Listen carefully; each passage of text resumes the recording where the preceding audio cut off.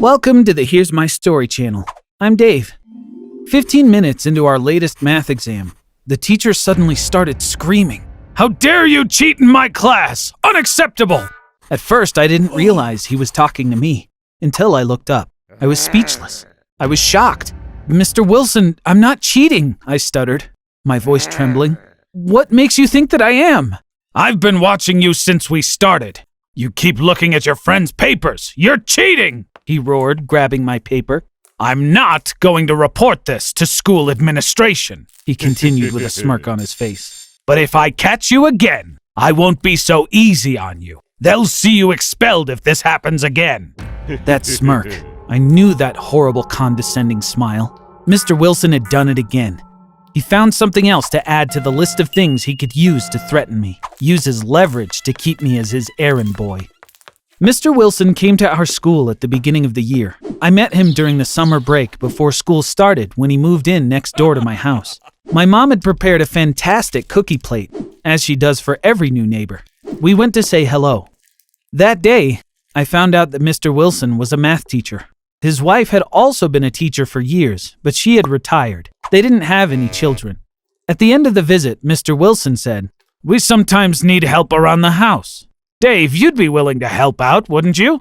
"Of course, sir. Please don't hesitate to ask me," I replied. At first, I was happy to help out, but the Wilsons kept asking me until I was doing practically everything for them. "Dave, could you wash the car, please? Dave, could you throw out the trash? Dave, do you mind mowing the lawn?" It wasn't long before polite requests turned into barking orders. "Dave, I called you 10 minutes ago. Where are you? Take the trash out now! Dave, you still haven't washed the car? I'm late for work because of you. Hurry up!" At this point, I couldn't handle it anymore, so I started making excuses and avoiding their calls. But when school started, my heart sank.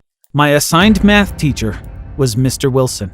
He started using every opportunity to threaten me, including false accusations of cheating on my tests.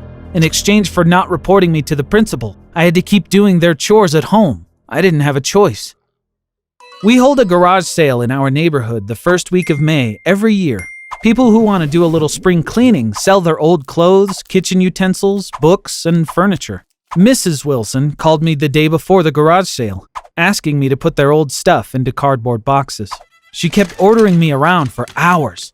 When she was done, she said, "Don't forget to come early tomorrow morning and take these boxes out to the front yard." I did what she asked me to do before leaving for school the next morning. My mom never really sells our old stuff. For some reason, she's always been more into buying from the neighbors.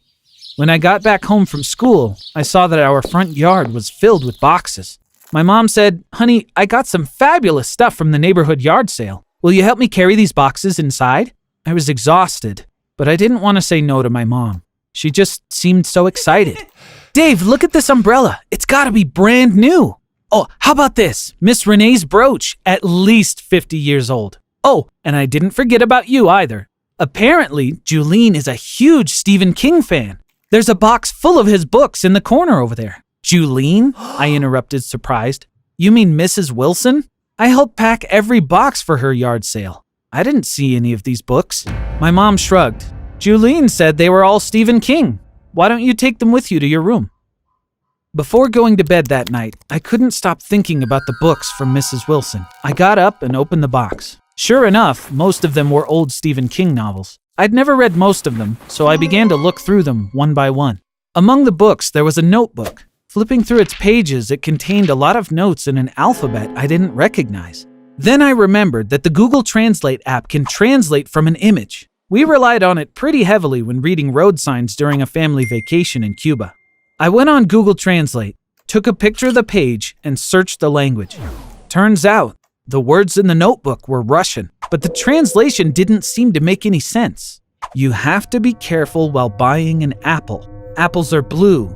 There's a goat behind you." What in the world could that mean? Was Google messing up the translation? I photographed another page. Still, nothing made any sense. An old printed photograph fell into my lap as I opened the next page. The young man in the photo resembled Mr. Wilson, but it wasn't actually him. The Mr. Wilson I knew had a wider chin and a smaller nose. The strange translations from the notebook started to confuse me even more with each new page. After photographing each one, I started pacing around the room. Could this be some kind of code? And even if it was, could anyone make sense out of these meaningless sentences? Suddenly, the doorbell rang, but it was almost midnight. Who could possibly be at the door this late at night? Shortly after, my mom came to my room. Dave, Mr. Wilson is at the door. He wants to look at the box of books I bought from them. He says they may have accidentally placed something inside they didn't mean to sell. I reached down to pick up the box, quickly slipping the notebook inside without my mom seeing. Mom, I was about to go to bed. Can you take the box out to him? I said, faking a yawn. The notebook must have been really important for Mr. Wilson if he'd showed up this late at night at our doorstep. I was intrigued. Luckily, I had taken pictures of each notebook page and the photo that had been tucked inside. I had a hunch that Mr. Wilson was hiding something. My thoughts ran wild about everything until I finally drifted off to sleep. While walking to the bus stop in the morning, I got a text from Mr. Wilson. "Why didn't you take out the trash?"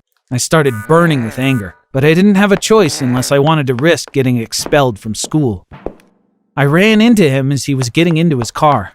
"I shouldn't have to tell you to take out the trash every morning," he growled. "Just do it." With that, he drove away. I was sure he was headed to school, but of course, he wasn't the kind of person to offer me a ride. Even at full sprint, I couldn't catch the bus on time, so I had to use my lunch money to catch a city bus to get to school. Even then, I was sure I'd end up arriving late. During the ride, we stopped at a red light.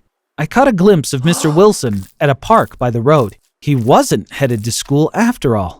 He was sitting on a bench holding the notebook I had seen the night before. As the bus started moving again, I couldn't help but feel like something was off.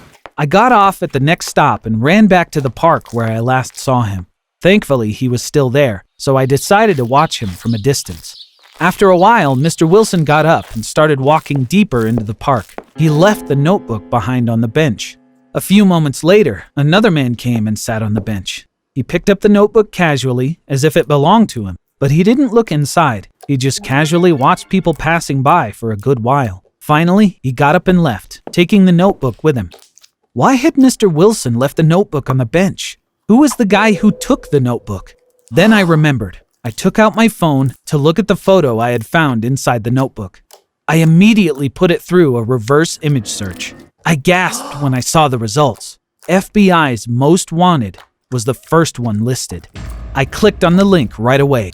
There were lots of photos on the page. From what I could gather, these were the most dangerous criminals wanted by the FBI. When I scrolled down, I saw him. Yuri Batalov, wanted for espionage on behalf of Russia. He was adopted by a U.S. citizen and moved to the U.S. from Moscow. The family had been arrested for leaking information to the USSR government in the 80s. They confessed to raising Yuri as a spy, but he had disappeared without a trace. He's still a fugitive. This is the only photo we have of him. He's believed to live in the U.S. The FBI is offering a reward of $250,000 for any tips leading to his arrest. I was shocked.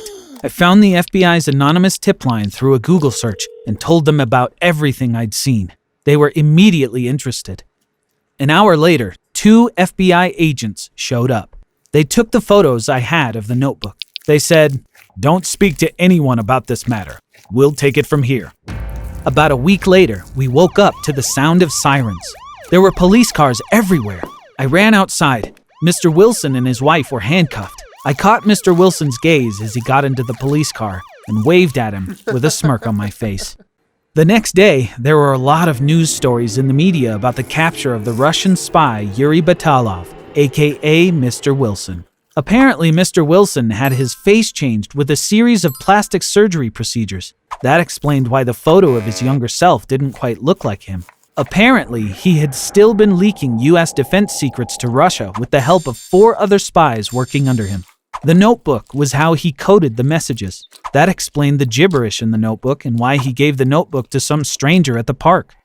Someone high up at the FBI called me to thank me personally. He asked for my parents' bank account details. The $250,000 reward was deposited soon after. Thanks to my tip, Yuri Batalov, who had also been on the FBI's Most Wanted list for years, had been caught.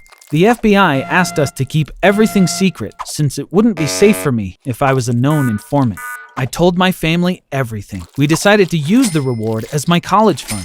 The FBI also gave me a medal for distinguished service. It's something I'm very proud of, even if I can't show it to anyone. Plus, I don't have to wash the Wilsons' car anymore.